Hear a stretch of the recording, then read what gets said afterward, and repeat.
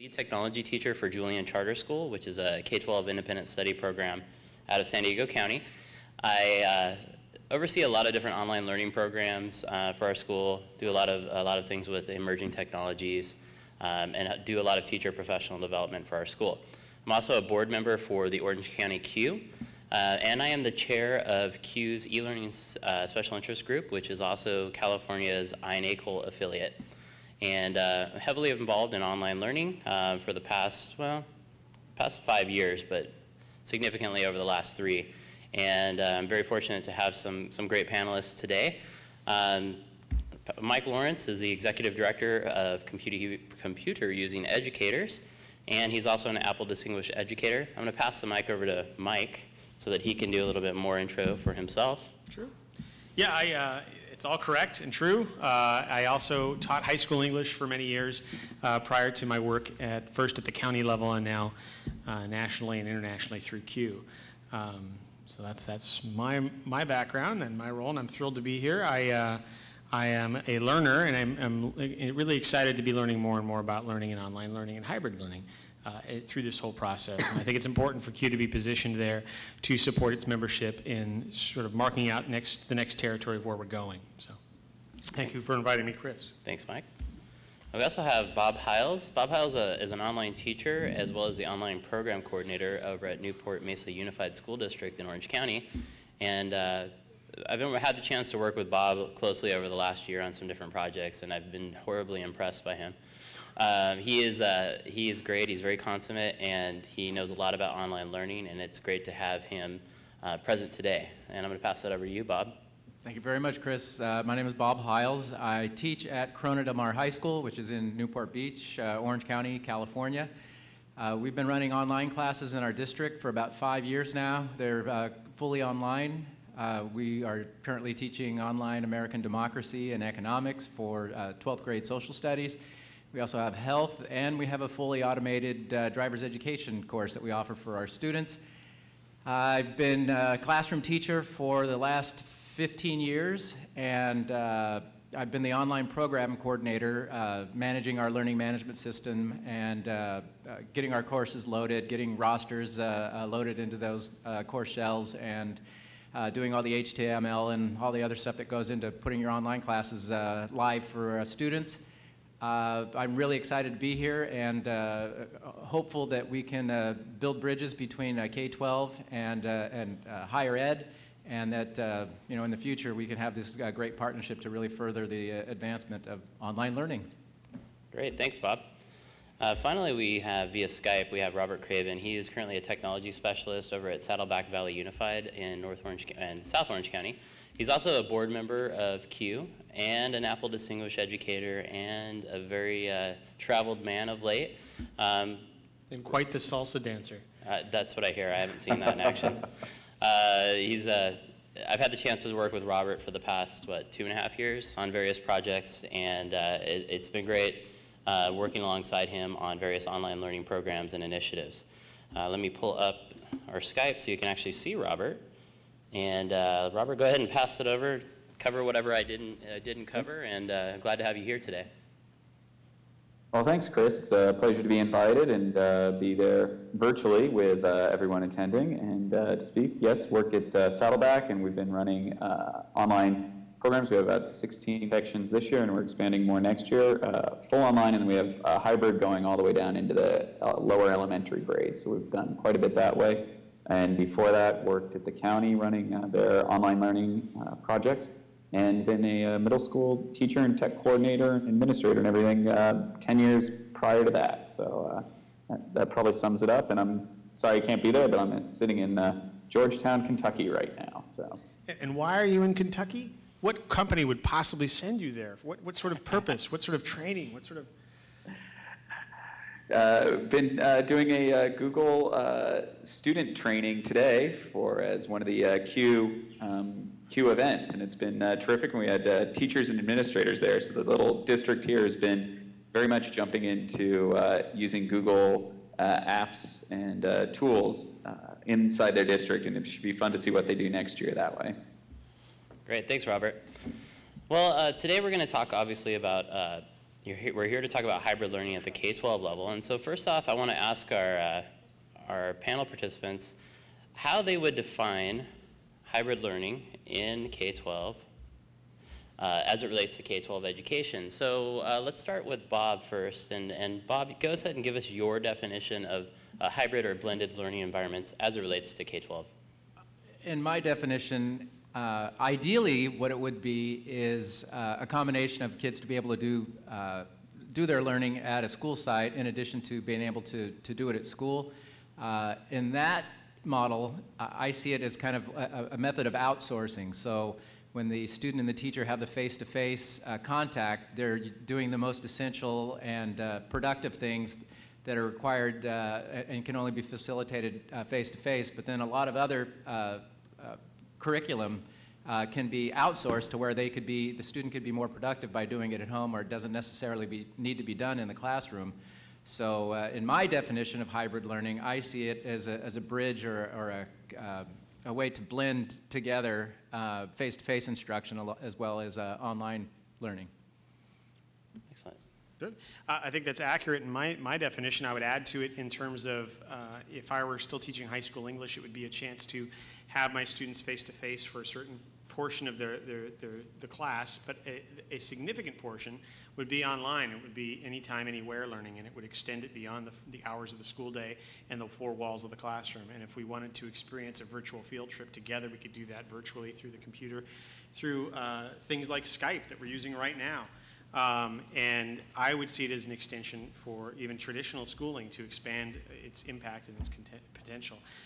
It could be, if you fast forward into the future, a way in which we address shortage of facilities, shortage of space, shortage of time, and you could have effectively two people in my role teaching a set of English classes, let's say, and I use it for the first half of the day physically, and the rest of my time is in the virtual space, and a second teacher is able to come in and use the physical space in the afternoon, and then we reverse roles. It could be a cost savings in that respect from a school facilities use as well as resources, and allow us to meet demand that we know is there. So I would expand it to include that as well. Excellent. And Robert, why don't I bring Robert up here so we can actually see Robert? In your definition, what does it mean? Oops, we don't have sound. That's probably best. Yeah, I heard that one, Mike. Oh, sorry. Outside of Mike's last comment, I think he was pretty spot on, as well as Bob. I hope it's not too choppy. I'm getting a little chop right now on my end.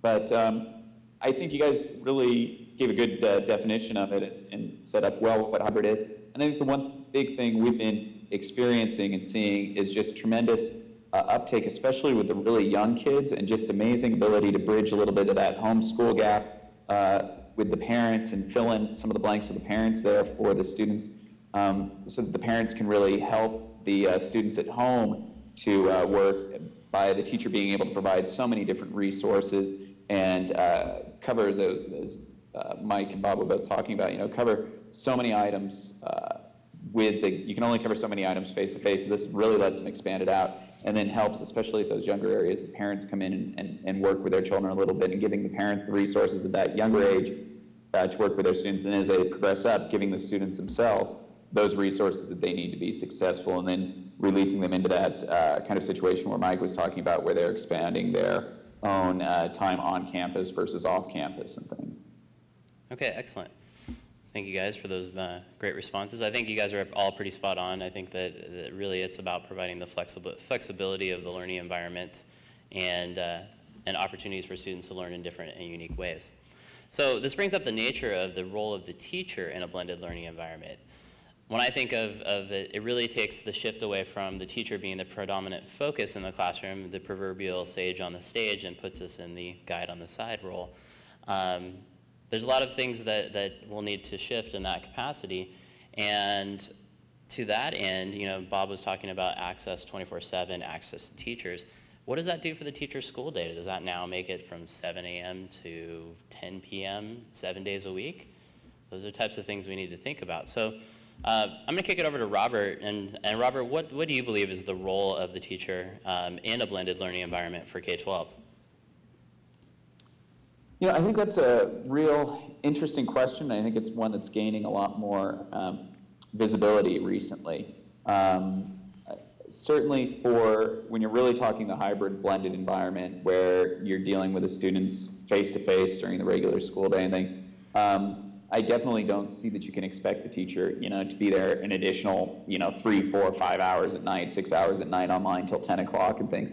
I think that becomes kind of at the teacher's desire will to be on Skype or be on chat or something like that and available for the students.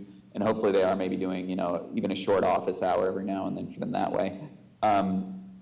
In the fully online course, I do think that's different. I think that's where the teachers have that flexibility a little bit, and hopefully the districts are looking at it as they set up those programs to provide the teachers that flexibility to understand that they don't physically need to be on the campus every moment of the day, that they have that freedom that, yes, they're going to be working sometimes, 7, 8, 9 o'clock at night doing maybe a guided session for the students.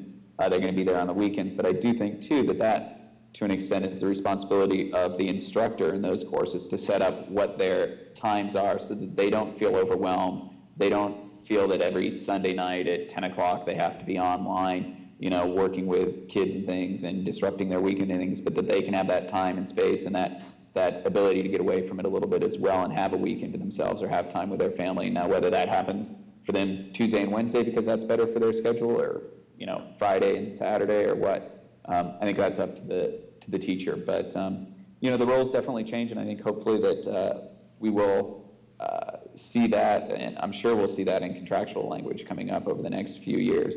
That's something that districts and unions both become kind of progressive at the way they look at that. Okay, excellent. And Mike, how about you?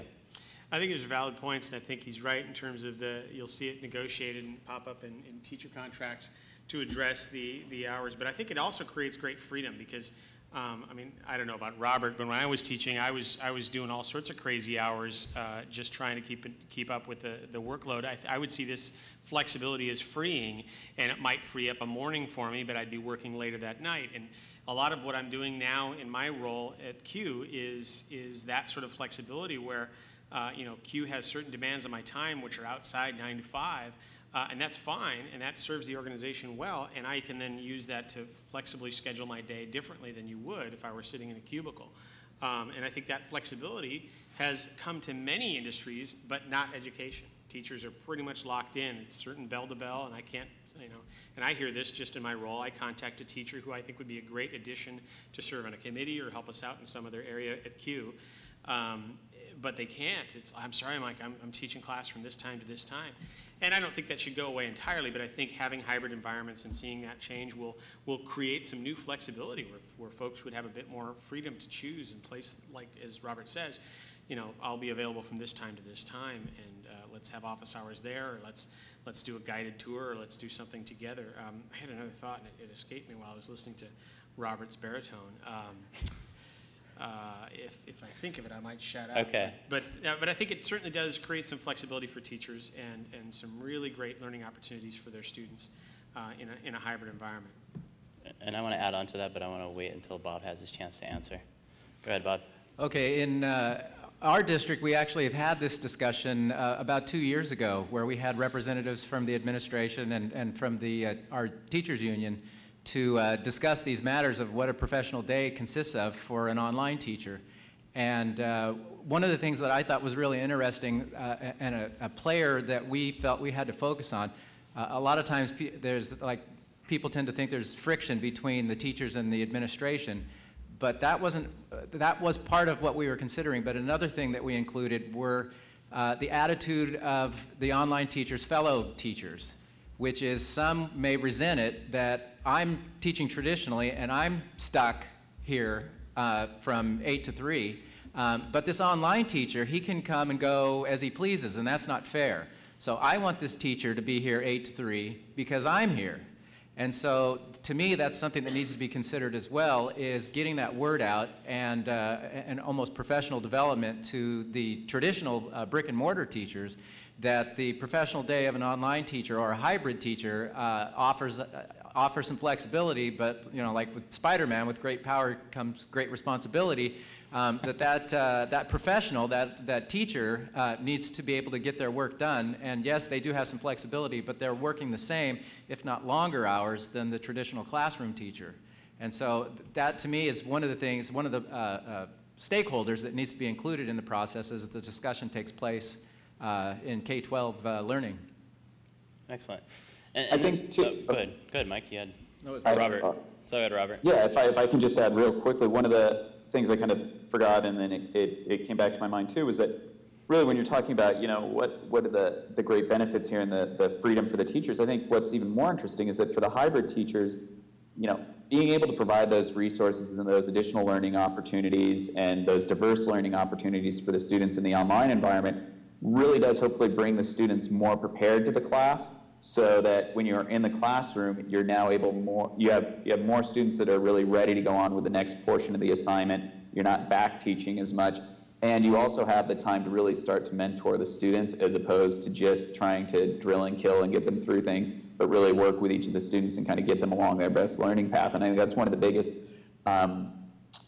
maybe time saving or time factors that comes up that gets overlooked a little bit is by investing the time in putting all this information up there and the resources, that you really get that time back in the classroom that you might not have otherwise to work with the students directly. Okay, excellent. So that kind of begs the question of if we don't need to be possibly in the classroom every single day, couldn't we just to more blended models where we're doing like a Monday, Wednesday, Friday approach? And has your district explored any of those types of things? I know that it makes it difficult at the high school level to be able to do some of those things, but I think it has a lot of potential. The downside to it is that schools are still considered babysitters, and a lot of parents and a lot of districts would not be able to implement something like that, but I think it has a lot of benefit. So what would be your thoughts on those types of programs? Robert, if you want to jump in there. Sure. I think there's tremendous potential for it. It's certainly conversations that I think are beginning. I'd like to see them developed a little bit further, but there are so many different social aspects that come into play when you start looking at that, changing the school day a little bit, especially, you said there's definitive impact on the high schools that you'll see, and then also middle schools. It becomes very interesting. But I do believe that there is a space, and you have certain students that it'll be really right for them to look at that type of model where it's a Monday, Wednesday, Friday class, maybe in the afternoon only, but it's class those days, and then the Tuesday, Thursdays they have that more flexibility. I think you'd see tremendous gains from that as far as the student comprehension, as far as student test scores and achievement and things, and I think also from teacher satisfaction, that flexibility to have those afternoons now to develop content, develop curriculum, and really start guiding the students. So we are looking at it. I wish we could speed up the process, but I think there's a lot of things from CDE's range as well that have to be addressed before we do that. Of course. I would say one of the other areas that's a big winner in this is if you implement hybrid learning correctly, and you end up going with the description that you described, you're on Monday, Wednesday, Friday, or a Tuesday, Thursday, or a more flexible environment that's not as time intensive, it frees up time for the student to take electives, which we know have been cut back in our current addiction to core content standards, English, math. The losers in that era have been music, arts, wood shop has largely gone away. All these wonderful skills that are honestly very difficult to replicate in a hybrid environment. Those I see as the winners, because now you've got more class time available for that, more, from a secondary perspective, more sections that you can now say, here's a choir section, here's a wood shop section. I would love to see that if we move forward, we would propose in parallel with the idea of hybrid core content classes and some electives and languages and some things that do work well in that environment, that we at the same time up the ante for those classes that don't traditionally perform well in a hybrid or an online environment, but are so desperately needed by our society. I mean, let's get some classes in there that we've had to cut over the last decade and a half. And bring in some of those electives. I used to teach an elective on science fiction literature, which if I were still in the classroom, I could tell you right now, I don't think that would have survived the last 10 years. So bring that back. Bring some different classes that really engage folks and give the kids something else to come to school, to do. And that's part of the big draw of the arts is that oftentimes the critique of the arts is that, what are they really learning? Are they going to go forward and become a Grammy-winning musical artist? No, not necessarily. Only a small fraction of them are. But if you ask people who are in careers that have nothing to do with the arts, what role the arts played in their life, it's amazing the answers you get back. People that have, that on the side are, incredible clarinet players. It doesn't ever come into their work as an accountant, but they love that fact that they're using the clarinet. And they'll tell you, and this certainly applies in my own life, that it's that aspect of their life that gives them the creative flexibility in their day job, even if it has nothing to do with the arts, that you're able to respond creatively in your work environment because you're activating that right side of your brain and you're activating those muscles that you don't typically activate in your day job. So I'll get off my arts soapbox, but I would argue heavily that should be a parallel push if we're moving towards hybrid and online learning, that we should make that this is the case, folks. That's what we need those facilities for.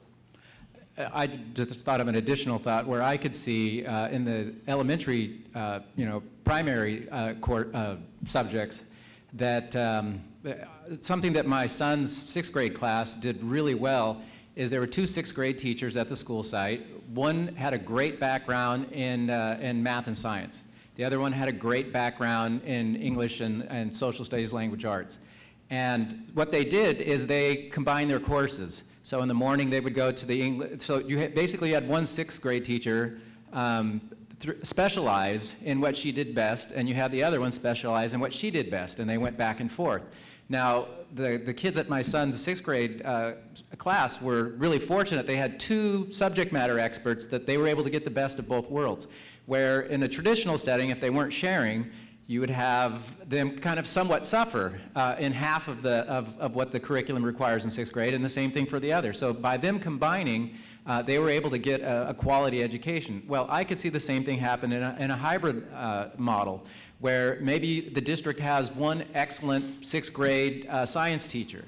Well, right now, they would be housed at one location. That 6th grade teacher could maybe virtually teach science to all of the 6th graders in the district. And then you were saving resources. You're promoting your assets because each teacher doesn't come, equally as far as their background and their experience and their knowledge. This could be a way to really improve the education of our students if we could give that flexibility. Now, this teacher wouldn't have to float from school to teach arts or math or science or whatever it is. They could be at home. And teaching these kids, this material to the kids, Friday afternoons or Monday, Wednesday, Friday or something like that. So if there was flexibility out there and there was a perception that this could be a good model, I could see a lot of positive potential in something like that. Great. Thanks, guys. Let's move on to our next question, which is going to be, in light of teacher preparation being a huge factor when it comes to student success in an online environment, I would argue that it's the same way for a classroom or a blended environment. So to that end, how can we really, truly best prepare our teachers, those teachers that are in the classroom right now that have no experience with online learning, how do we prepare them to teach in a blended or hybrid learning environment? Mike, you want to start it off? Sure. I'd see 2 immediate answers. The first is take a class. They should take classes online and understand what's good and what's bad teaching. Ideally, more than one. You'd want to have multiple experiences so they could say, oh, well, this worked out well from a student perspective, and this didn't. I wouldn't want to do that if I were teaching. That's obvious and straightforward. The secondary thing is I think there's need for a certification. I think there's something that should be recognized, if not through the formal statewide certification process for teachers, that some entity should step forward. And I've said this over the last couple of days, if you've been near me, that INACOL and CUE are happy to collaborate on such a certification, and we're trying to find the best way to roll that out. How could we develop it? We've got the expertise. We just need to put our heads together and figure something out. I think that if we build it correctly and we build it with enough prestige, that it would become its own value, and it would have, that brand, that logo, whatever it ends up being, would be well respected with the online learning community if we pour enough resources in, and if the right people are on the bus, so to speak. And that becomes its own value, and it becomes something you'd want on your resume. It would become something that you'd want on your website, advertising your classes, to say that we only employ people that are certified online teachers, vis-a-vis the INACOL, CUE, whatever certification. I compared it earlier to Oprah's book club. So cute. that's my hope. I think those are the two things, is that I'd absolutely definitely get them in classes, taking them, and then certify them, get them trained. Because, being an outstanding rock star classroom teacher does not automatically translate to rock star online teacher, unfortunately, or fortunately. And vice versa too. If you're a rock star online teacher, you've got some adjustments to make to be a great face-to-face teacher. Robert, how about you? What are your thoughts on this? Anything different from Mike? Well, no, I think Mike hit on it really well. I think the certification would be great, and I think INACOL and Q would be great organizations to lead that up.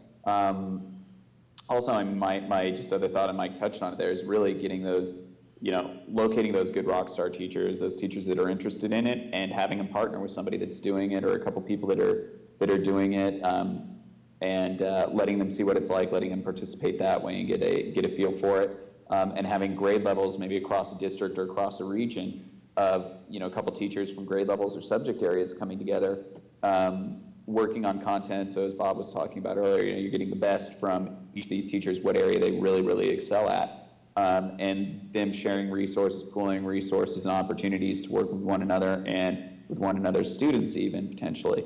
And I think that is a incredibly strong model, and really the only way that we'll grow this very, very quickly and get good quality content, good quality resources available for the students in the classroom. Because if every teacher has to create it all themselves, we're going to be struggling with the same question 10 years from now. But if we can really maximize at district, region levels on getting the teachers to share resources and working together, then I think 5 years from now the conversation could be very different than what we're having now. Excellent. Bob? Yeah, I would think, well, there's three things I can think of. I would love to see the universities and their teacher preparation programs start to acknowledge that online learning actually exists and include that in their, training programs as the students learn how to be, as they're doing their student teaching experiences and things, that they start to include that. And I realize it's kind of a catch-22 because they don't really want to devote the resources and the time to training teachers to potentially teach online if there's not a lot of online learning going on in, for instance, California. And so once we can kind of get the ball rolling forward and be a catalyst for change, then I can see the teacher development program start to include that in their instruction. The other thing I would like to see, and I'm hoping this conference can be a catalyst for that, is communication between, like at the high school level and the community college and the university level. I was talking with some teachers earlier. For instance, I teach AP macroeconomics, which is similar to what they would take if they were taking it at a community college district. But I haven't taught AP before. I've taught regular economics before. So if I were to develop an online AP course, I'm not really sure what would translate well in the online environment. So ideally, we could set up like a professional learning community between K-12 and higher ed, where we could share those resources. And so to me, I hope in the future that we expand this and set up like networking opportunities to where we're mentoring with each other, but at the higher ed and the K-12. And I would also like to see, on a third note, is like a consortium or a database of sharing quality curriculum that's out there. So if I knew that there was a place that had a seal of approval that said that this online curriculum for macroeconomics is great, or statistics, or whatever subject you can think of, I've got a resource, I got a place to go to where I don't have to reinvent the wheel and create a whole new online class from scratch. So those are the three areas I'd like to see, is the universities step up with the including online education and mentoring professional learning communities with K-12 and higher ed, and also to share our curricular resources. Excellent. I was thinking, too bad we don't have Brian Bridges from C-Learn here. We could harp on him to build a course exchange program out of C-Learn. They could do the vetting just like they're doing for the digital textbooks. It's funny you mention that, because during my session yesterday, he was watching remotely in the Illuminate room, and the question came up: is there a list somewhere of quality online programs? And if so, who curates it and what's the URL? And I said, I'm not aware of one. Does Allison know? And Allison said, well, we have a list that we don't publish, but we know the schools that are happening in various states. And then we find Brian, he's banging away on his keyboard, and he says, CLearn's actually looking to build a list. It's not a course listing, but it's a list of programs. So they are building a list of all California online learning programs, not necessarily, I don't know if they're evaluating in the process, but he would probably share what their plans are. They want to roll it out in the fall. So Well, if he you know, were we'll here, we'll just have to put that on Brian's agenda to build a consortium and where they do all the evaluation. I think he'd like that. well, he's cycling off as board president, so he should have plenty of time. That's right. Yeah. All right, excellent. Our next question here for our participants. Robert, why don't you speak to this? And let me jump back to our slide here so I'm not. Okay. I know you're going to have to run here in just a few minutes. Yes, He has to yeah. actually catch a plane. Back to California. Since Wait, this was optional? I mean, we could leave at any time? No, you No, couldn't leave. we can't. I have you. No, You guys I- are handcuffed to the chair. But Robert, yeah, since your district has implemented hybrid and blended environments currently, you may be able to speak to this from a pure implementation standpoint. What do you believe to be the challenges a district or school faces or is facing when implementing hybrid learning environments in their schools? Oh, wow, that's a great question, Chris. And I think obviously the challenges are going to be a little bit different district to district, but I think the big ones, Bob hit on some earlier, and the teachers at a site seeing another teacher leave early or maybe come in late, that certainly is probably the biggest and foremost, at least as far as the faculty and community goes, and keeping some cohesion there. That's going to be one of the biggest initial obstacles to overcome, or informational periods to make people aware of. I think beyond that is getting good training and retaining the teachers, because it definitely is really difficult for the teachers, especially when they're balancing multiple loads. So that does become a big area, is making sure that you can retain teachers and setting aside enough funding for them to have professional development throughout the year and have time to come back and look at the curriculum. And as Mike was talking about, and I think Bob also hit on it earlier, Bob especially hit on it, you might have an idea for what's really working well in your face-to-face class, and you try it in your online class, and boy, it just sinks and doesn't work whatsoever. And so you go back and want to start retooling things. They need that time monthly where the district is setting aside, bringing them in for a day to let them have that freedom and flexibility to try something, revise it when it doesn't work, and when it does work, to let the other teachers know and replicate it amongst those other classes and see how it works. So I think that is, I think, one of the biggest things from the district's perspective to be prepared for. Okay. And then going back to the school perspective, the second one there would be really drumming up support and interest amongst the students, getting the right students enrolled to the class, and making sure that you help the students be successful, so they're not thinking like, oh, I can check in 8-9 weeks from now, jump in and do the course in a few weeks and be all done and I'll get my grade and things. No, that they understand that there's a community involved with it in the online environment, that they have to participate on a daily basis, that they need to be there to create that same atmosphere you have in the classroom, to create that in the online course. Okay, excellent. Bob? And I think with that, I'll just say thanks, and I'll... Oh, thanks, Robert. We Get out of appreciate here. you Yeah. participating at a distance and taking your time out of your busy travel schedule. Say hi to Pleasure. Jeannie and all And, those students. Yeah, we'll see you at ISTE. Sounds good. See you guys. All right. All right, what was the question again? I lost my train of thought. That's okay, Bob. What are the challenges? What do you believe to be the challenges a district or school faces when implementing hybrid learning environments?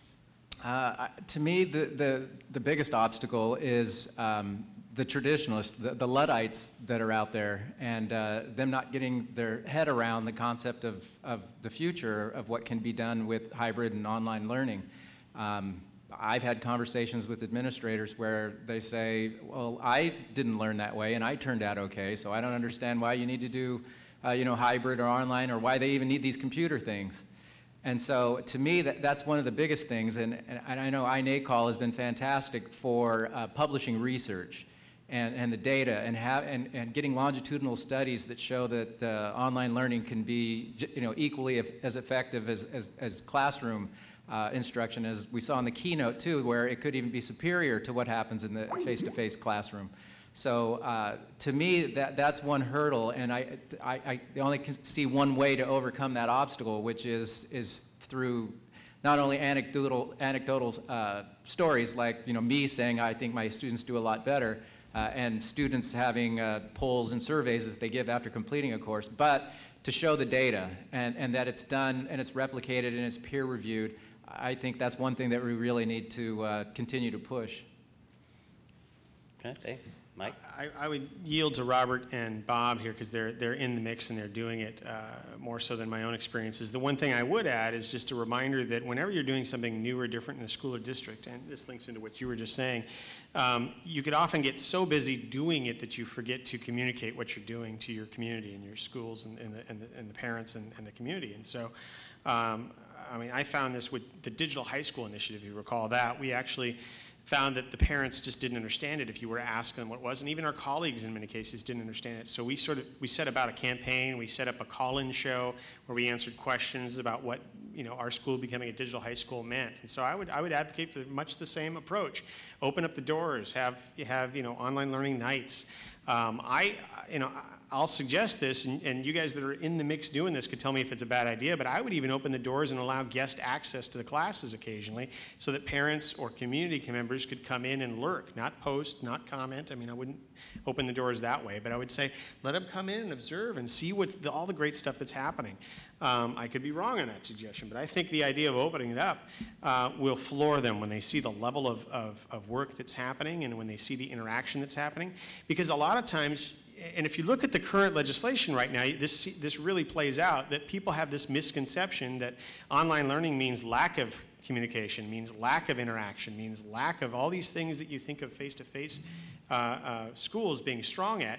They see these online learning as somehow watering down or worsening education or opening up the doors to cheating and all those terrible things. And I would argue that the way to answer that is to open the doors, let them come in and take a look at it, look over your shoulder, or have parent nights and involve them in it. Or even, I don't know, offer a parent education class, teach them something like, how to use Facebook.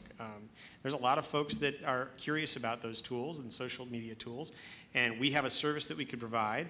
And the payoff would be they've experienced online learning, and they've experienced it delivered by your staff and your teachers, your best people, and they've learned something. So they now have warm fuzzies for the school district because they themselves have become, participants. Just do it as an afternoon thing every once in a while. And how do you do mail merges to send out your Christmas cards? I mean, something that's going to be of interest to people who are families and have kids, and teach them those small topics, but use the online learning environment to deliver it as a way of sort of sending a subtle message that, hey, this is effective teaching environment. This is a learning opportunity, and it's good for your kids.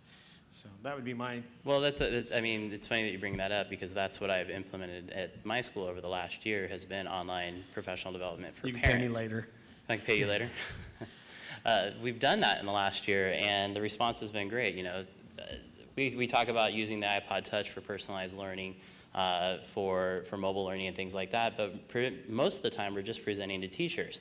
I said, okay, I'm going to take that and I'm going to make the natural extension to the parents and show them the power of it, and the response has been fabulous. And so the plan is to continue that over the next year, not just showing technology, but also providing different strategies on how to support their students at home.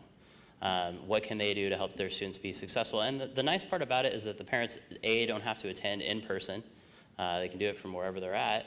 But B, if there's always an archive that they could go back and review if they were unable to attend. So it's starting to build a nice repository of support, and it's built around our community. So it's very specific to our families and the needs that we have in our local school. That's a great idea. I was thinking of a discussion that came up in our meeting previous to this, that the e-learning SIG for Q and I call, which is, maybe one way to overcome that hurdle of people not understanding what online learning is to have them take an online course. And so that might be something where, kind of combining what Mike was talking about with the transparency and showing the curriculum that's out there, is maybe you open up old courses and let people in, let the community in, let the school boards look at it and do some of the modules.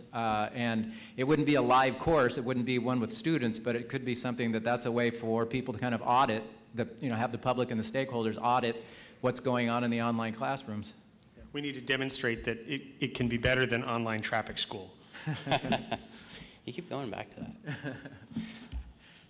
All right, so a couple of wrap-up questions, just a wrap-up question here. What is your vision of the future of hybrid learning? I know we probably touched on a bunch of those points, but to sum it up, what is your vision, Mike? We can't make Robert start? Oh, he's No, there. he's gone. Sorry. You know, it evolves, of course, over time, but I keep going back to this idea of, you know, you remember the record industry, and we had to buy the entire album whether we wanted one song that was really cool and just deal with the other 8 or 9 or 10 that were not so good. And then the advent of you know, buying individual tracks on iTunes at such a cheap cost radically changed the way in which we buy music. And of course, the losers are the songwriters that had the B tracks, right? Unfortunately, in that scenario. But I think oftentimes buying them into those individual tracks has led you to other artists that are similar, and there's a lot of other benefits that came from that. And I would apply that same approach to what would that look like in a learning environment? If I want to take classes currently at an elementary school or a high school or middle school, I'm locked into the random draw of one teacher that I'm going to get for that subject based on my schedule and the selection at that school. Now maybe just one teacher. There is only one, you know, Spanish teacher that's going to teach Spanish 4, and that's it. You got that teacher. And if they only teach it one period, then sorry, you can't take this other class because it's also offered only in one period. I would love to see an environment where you could cherry pick. You could say, okay, I'm going to go to this teacher here at this school because that works for me, convenient for me, the consumer, the kid. And I'm going to take this one online because that's got great ratings and it's a really, you know, I've heard great things about that class and it's got really good content. And I'm going to take this over here and I'm going to take my chemistry here because I need to have the physical environment for it. And pick and choose and build that schedule around the learner's needs rather than the inflexible environment of a school building.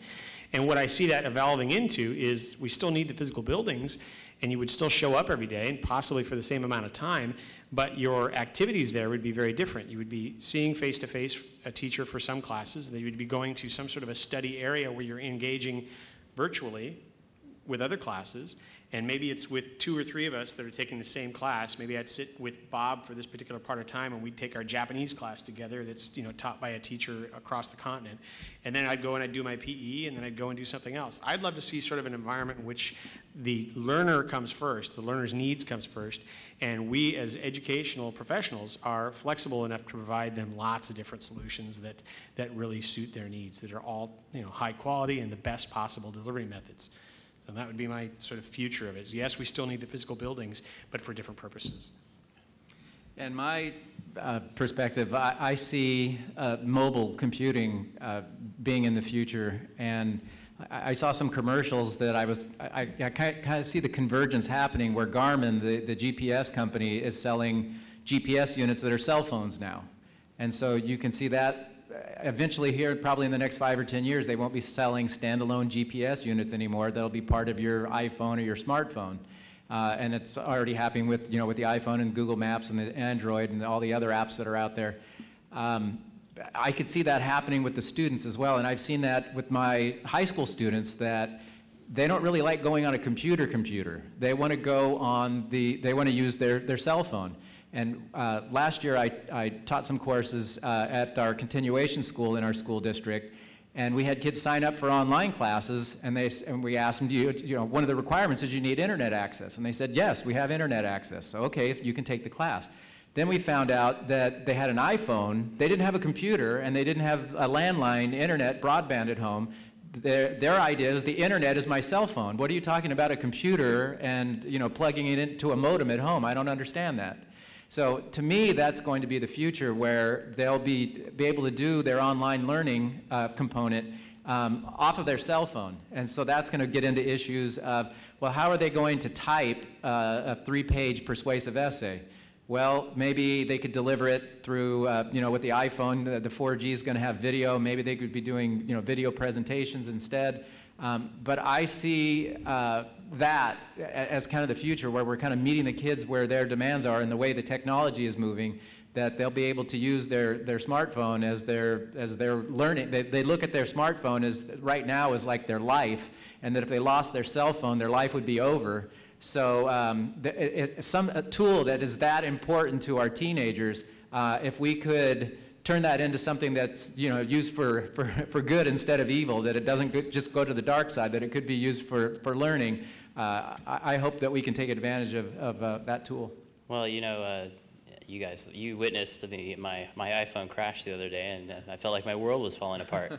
Forgot that I even had the iPad and my MacBook, but that's what I rely on, and I'm just like those kids, and I exactly know. And what's neat is that we've seen, to add to Bob's comments about mobile learning, we have seen vendors such as Blackboard, who's come out with their mobile learn, and that's the step in the direction of being able to truly interact with your online classes. Adobe Connect has the Adobe app, and you can actually participate in the chat, a live synchronous online learning session with Adobe Connect. I mean, and so I see that's going to be a big push from other providers, Illuminate, Wimba. They're all going to jump into that space, and so the kids truly can learn both at the same time, synchronous or asynchronous, as their needs progress and change over time. Yeah, GoToMeeting already has an app. I downloaded it. Yep, that so too. You could participate in GoToMeetings. So that's all the questions I have for the panel participants. Do we have any questions from the audience in here or online that would like to share with us? And Brian Bridges did text me, just told me he just joined us. So hi, Brian. Hi, Brian. He's watching remotely. Any questions from our online? All right, go ahead. I think there's a microphone over there.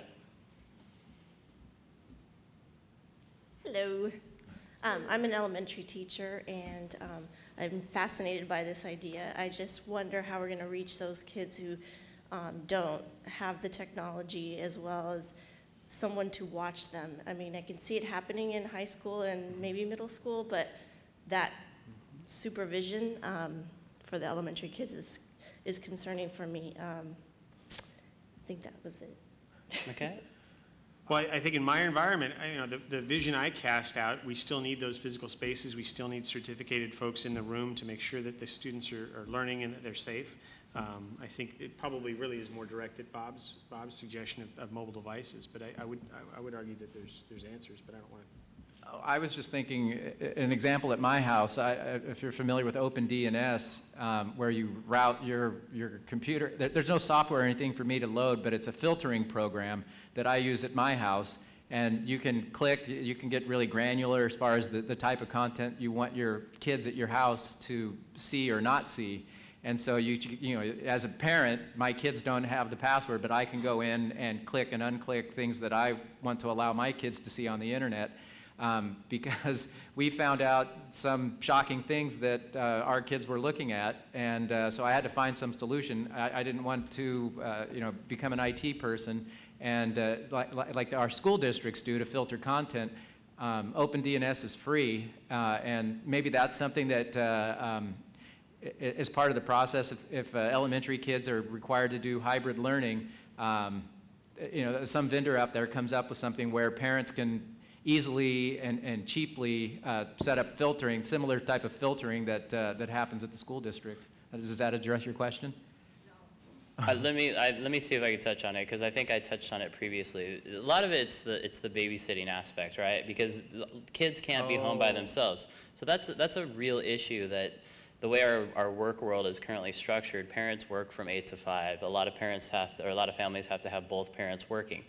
Shifting to an environment that is blended and possibly goes with an off schedule of Monday, Wednesday, Friday really kind of is totally in opposition to the way it exists. So I think what's going to happen is there will have to be a cultural shift. We're seeing it a little bit in certain industries. Parents have more flexibility, but it's not there to a large degree, obviously. Most people show up to a regular job every day. And I think that's where we're going to have to shift away from the schools as babysitters and moving to more a community approach. But it's definitely going to take time. This is not something that's going to happen overnight. Probably may not happen in my lifetime. But if it doesn't, we're going to have some real problems on our hands down the line. I was just thinking kind of Mike's model, where the school is used as a traditional classroom with desks and a teacher, leading the instruction. But it also used as like a hub of where kids go to do projects and tasks. Computer labs could be important as well, and so like the scenario I mentioned, where you might have one excellent science teacher in your school district, during the time that they get their science instruction, they go to the computer lab. And so then that teacher doesn't have to drive from school to teach science. They can be in one location. It could even be at the school district in a place that has smart boards and things like that. But then when the kids get their science instruction, the sixth grade teacher releases them to go from the classroom to the computer lab. Maybe they have iPads where they can interact, or tablet PCs or something. But Or a telepresence wall. yeah. So it could be where they're not released from the school site. They could still get the benefits of hybrid learning, but being on a campus, and maybe that's a way to address that issue. And probably would be more appropriate for the younger students at the outset. And they can learn. I think the key benefit of it, especially if you had it in more of a closely watched environment, the students can learn to learn independently, so that when they possibly make that transition to middle school, they're much more prepared to learn on their own, to be responsible for their work, and things of that nature. Anybody else? Yes? I understand what you're saying about the flexibility factor and how appealing that might be. My question would be, the thing I heard loud and clear from the panel yesterday was that all of them, except for maybe the youngest member, said that they found feedback wanting. So is there some structure or plan in place to have a standard that we put in place with our teachers, saying you must do this or you must do that, so that question that we saw raised by all the panelists yesterday doesn't become an overarching problem? So the question was, how do we, essentially to summarize it, how do we make sure that we have a very tight feedback loop for students, as this was an issue that was presented yesterday on Allison Powell's student panel. I've seen it implemented in different programs. If you look at, for example, and it's predominantly written into job descriptions, so I can't say that it is as effective as it might claim to be. But student feedback has to be given within 24 hours. The problem is, as the student said, usually that's too late. They've already moved on. It's not effective. We talked about Candace Thiel today, talking about how that feedback loop is, if it's not tight enough, it doesn't benefit the students when they need it. So those will definitely be issues that need to be addressed. In particular, in our program, we have standards for communication, how quickly they need to respond, but it's never fast enough. In my experience, and Bob may be able to speak to this with his communication, is realistically, I've opened up, I have a Google Voice number that my students have, and they text me on that number.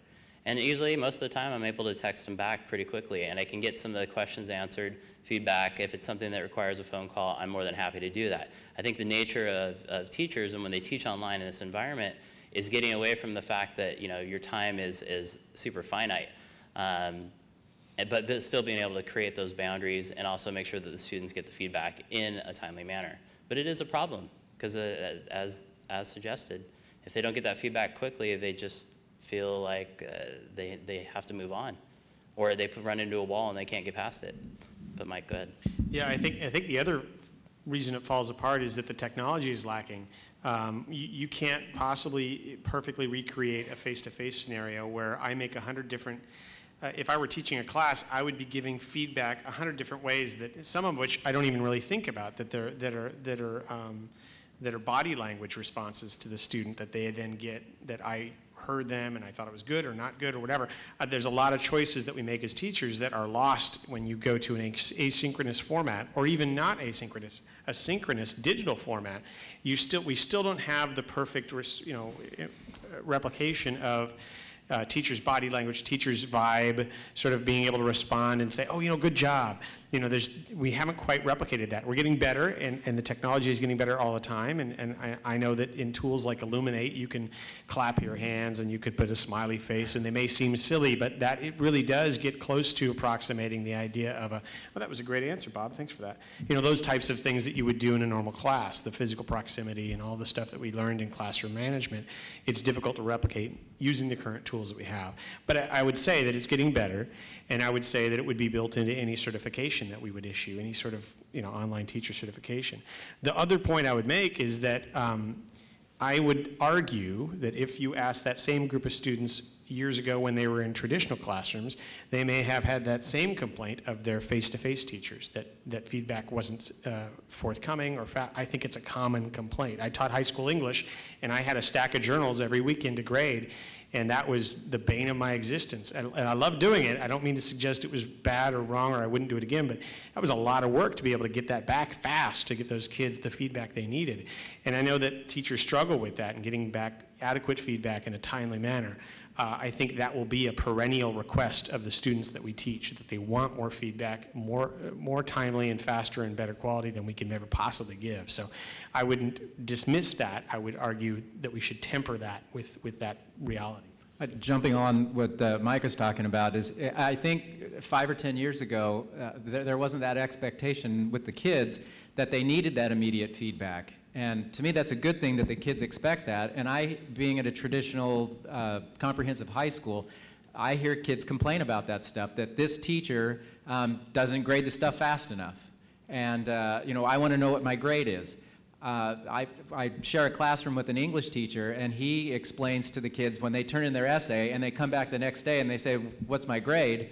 He has to explain to them, okay, well, it takes me about 15 minutes to grade each essay. I've got 100 essays that I have to grade. Okay, so do the math. How long is that going to take me to grade that? Okay, well, that's going to be about, you know, what, 15 hours. Well, okay, how many hours in a day? And, you know, I have to sleep at night and things. So how long do you think that's going to take me to grade all of them? Oh, well, that's going to take about a week. Okay, yeah, exactly. But, I mean, I've had the ultimate where I had a kid take the test, drop it on my desk, and say, can you tell me what my grade is?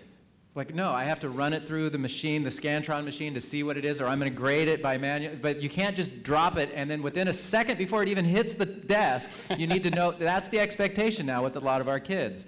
And so, to me, it's best practices of teaching, regardless if it's online or face-to-face, that it doesn't have to be, you know, within 5 minutes of every kid turning in their work that they get immediate feedback. But I would argue that it's similar in the face-to-face as it is online. The other issue I think that needs to be considered is teacher evaluation. And that's where I think administration buy-in and understanding what online learning is important. So the principal or whoever the administrator is that's responsible for evaluating the teachers, there needs to be oversight of the online teacher just like there is in the face-to-face classroom. So whether it's the principal that's doing the evaluation, they should be able to get into the class. And, you know, it could be a formal, informal observation to see how the teacher is responding with the kids, just like they should do in the face-to-face classroom. So maybe that's something, once again, like Mike was talking about, where the online courseware is transparent to the community, to the board members, should also be transparent to the evaluators of the teachers. And I think the tools are coming along too. I'm reminded. Brian Bridges texted me with an answer for this. Okay. He said, My Access, which is a product by Vantage Learning, it actually takes and evaluates essays in real time based on this huge database, and it evaluates things like syntax and grammar and structure, and it compares the way you've written your essay. Do you use a lot of passive voice or active voice? And it gives you a score immediately. And I think that's useful to a point. I think you certainly want human eyes evaluating essays, but what the students are using this tool for is to perfect their writing skills to a certain level before it's submitted to the teacher. As a writing teacher, this particular tool speaks to me because we always taught the writing process, which involved 3, 4, or 5 rewrites before I ever actually saw it. And if you implement that really well, the quality of your writing, your students' writing, goes way up. And then the SAI grade has already been reviewed by peers and by others, and they've rewritten it and looked at it more than once or twice. And it just shoots way up. This tool is a way of leveraging that without me having to grade 4 revisions before seeing the final. And that's an amazing tool. So that's just one tool. And there's more tools out there, and there's more tools being invented every day. Again, I don't think a robot should replace teachers, but I think that we can leverage the technology to really cover some of the menial tasks, to really give quality feedback to kids and give them that immediate video game feedback that they're used to getting in an educational environment. And tools are getting better all the time for that. Sorry, I think I stepped on you. No, that's quite all right. I would also add that it speaks to teacher professional development and really selecting the right teachers to teach online. You know, in my experience, I've seen the teachers that just don't have it together. They don't know how to manage their own daily life enough. Well, by that I mean that they're just very disorganized. And online, you have to be highly organized to be able to provide that constant feedback, to respond rapidly to students' emails. When students submit things, you know, they have that expectation as we were shown yesterday. And then some of that may speak to teacher preparation and who is actually teaching that actual online class. Because it's not, just like online learning is not for every student, online teaching is not for every teacher. So, anything else? Anything from those at home? Okay, well, I would like to thank everyone who attended here in person or virtually. This session will be archived and I believe online on the portal later on today or tomorrow. And we thank you again. I'd like to thank our audience as well as my participants here, Mike Lawrence, Bob Hiles, and Robert Craven, who is gone. Thanks again. It was great to be part of Online Teaching Conference 2010.